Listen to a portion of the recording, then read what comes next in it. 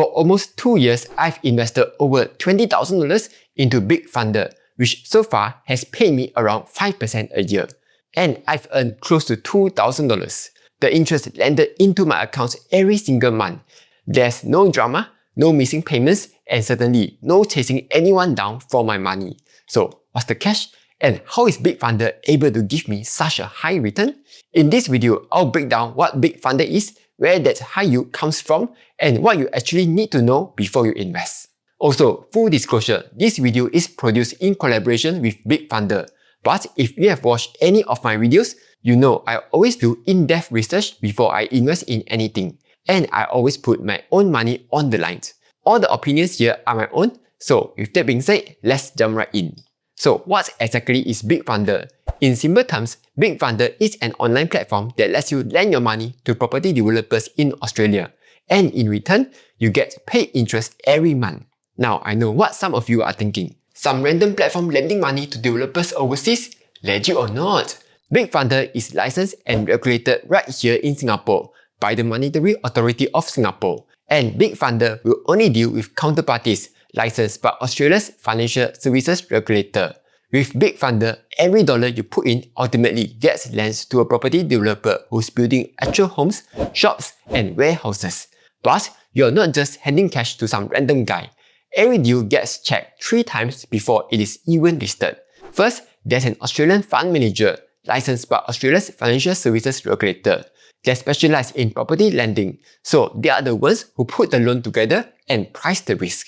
Then BigFundr assesses the deals and only picks the ones it's willing to put its name on. And finally, its parent company MaxiCash runs one more independent check through its own credit committee, just to make sure nothing slips through. So by the time it shows up on the app for you and me, it's already been vetted 3 times.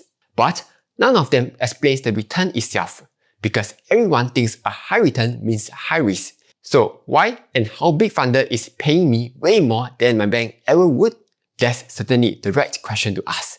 A high return can genuinely be a warning sign, and this certainly isn't risk-free. However, when you look at where the yield actually comes from, it is not reckless lending. Instead, it is structural, and it has a lot to do with how property lending works in Australia. After the 2008 financial crisis, the banks were hit with much stricter capital rules known as Basel III. These rules forced the banks to hold a lot more of their own money when it comes to construction loans, especially of lower value loans. This makes lending to smaller and mid-sized developers a lot less worthwhile for them. As a result, many of these mid-sized developers increasingly use the fund managers that can move faster and structure loans more flexibility. For a developer, time has a cost. A delayed loan approval may mean additional holding costs, delayed construction, missed settlement milestones, or a lost opportunity. So developers may be willing to pay more for certainty, speed, and a lender that understands the project. So rather than dealing with the extra costs, the big banks decided to just step back from the market, and that left a big financing gap behind them. You can see it in the numbers. Non-bank lenders have gone from just 4% of Australia's commercial property lending back in 2016 to around 16% by 2024. Today, roughly 72% of surveyed developers say they fund their projects through private credit rather than the banks. And it's not hard to see why. Private credit offers developers something that banks can't: speed and flexibility on terms. A private lender can approve and release the funds in a matter of weeks, whereas a bank might take months.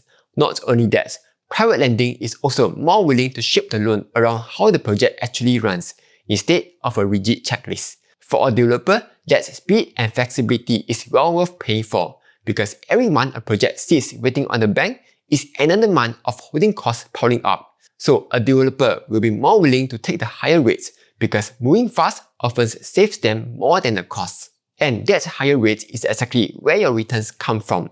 In other words, you are not getting paid extra because the projects are riskier. Instead, it is because the developer is paying for speed and access that they couldn't get from the banks. But then that brings us to another question. How safe are these loans? Property loans can and do go bad. That's why you always need to know what your money is funding and what protects it if and when a loan goes wrong. First, what your money is funding. The deals on BigFundr don't fund speculative and complex luxury high-rises that only work in a hot market. Instead, they finance residential, commercial and industrial projects in high-demand parts of Australia. For example, a mixed-use development down in Wollongong, a commercial estate with over 100 units just outside Geelong, or a warehouse and logistics site in Rouse Hill, right inside Sydney's Northwest Growth Corridor. The demand underneath isn't going anywhere either. On housing, Australia is targeting 1.2 million new homes by 2029 and is already running about 27% behind the pace. So there's a genuine shortage to build into. On the industrial side, warehouses and logistics vacancy is sitting at around 3%, which is one of the tightest markets in the world. On top of that, every deal goes through an independent Australian legal and valuation checks with the likes of JLL, Service, and all of it gets written up in a fact sheet that you can read for yourself. Second, and this is the part I care about the most, BigFundr has 3 layers of protection for your capital if ever a deal goes wrong. Layer 1 is a first legal charge. That makes you the senior, first in-line lender. What this means is that if a borrower defaults, you get repaid first before anyone else. And every loan is secured by real estate. So if a borrower can't repay, that property will get sold to cover what they owe. And to further minimize risk, the loan is typically capped at under 70% of the property's value. Or to put it simply, the developer has already put in at least 30% of their own money before they can even borrow a single dollar. This is important because if anything happens, the developer's own money would be the first to take the hit, and not yours. And prices would have to fall by nearly a third before your capital even gets affected. So how did that turn out? During the 2008 financial crisis, home prices fell only around 7.6% before recovering.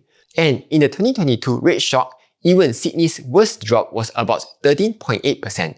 Both of those sit comfortably inside the 30% buffer. Then comes layer 2, the borrower's own guarantee. This isn't just a pinky promise to pay you back. It is a personal guarantee, a binding legal contract that puts the developer personally on the hook. So if they can't repay, BigFundr has the legal right to pursue them directly to get back the money. But of course, a guarantee is only worth as much as the person giving it. So before BigFundr approves anyone, their credit team would first dig into their audited financials, their bank records, and the director's credit history, just to make sure that the borrower can actually stand behind that guarantee. Lastly, layer 3 is a buyback provision from the fund manager behind the deal.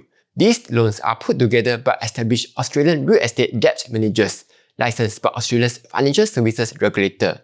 Names like Palace Capital, which has managed over 10 billion Australian dollars since 2016, and HMC Capital, which runs around 2.3 billion Australian dollars in property loans. So if a project runs into trouble and repayment is delayed, the fund manager can just buy back the loan and see the development through. What this means is that this isn't 2008 all over again. Back then, banks were bundling thousands of subprime mortgages, many at nearly 100% loan to value, then slice them into securities so tangled that nobody could see what was inside, and then sold the risk off to someone else. But here, you are funding a specific loan that you could actually see, capped under 70% LTV, with the lender's own money on the line. Now, of course, the team behind BigFundr matters just as much, because those protections are only as good as the people who stand behind them. So BigFundr is wholly owned by SGX-listed SPO Lifestyle through its SC Cash Capital Management arm. Mr. Corey Singh is the chairman of BigFundr and CEO of SPO Corporation, with over 30 years of spearheading the group's strategy and growth, and is led day-to-day by a CEO who has been with BigFundr since its founding days and spent over 2 decades in senior roles across the financial industry. Mr. Gurung is Senior Director of Corporate Finance and Investments at SPO Corporation.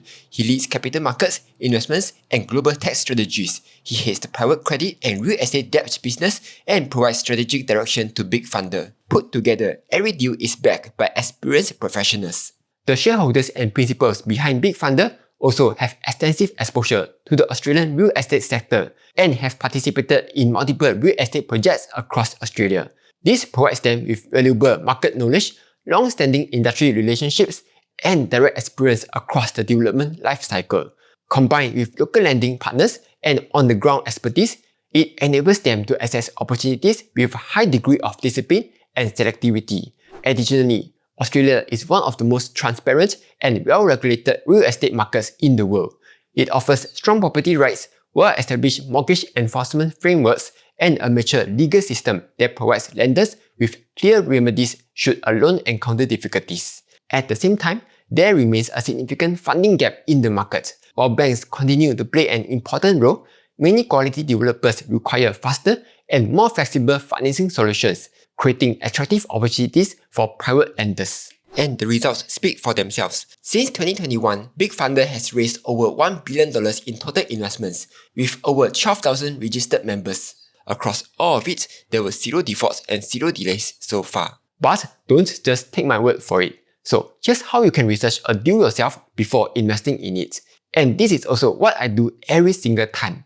First, open up the BigFundr's mobile app. To research a deal, you start by heading over to the deals page.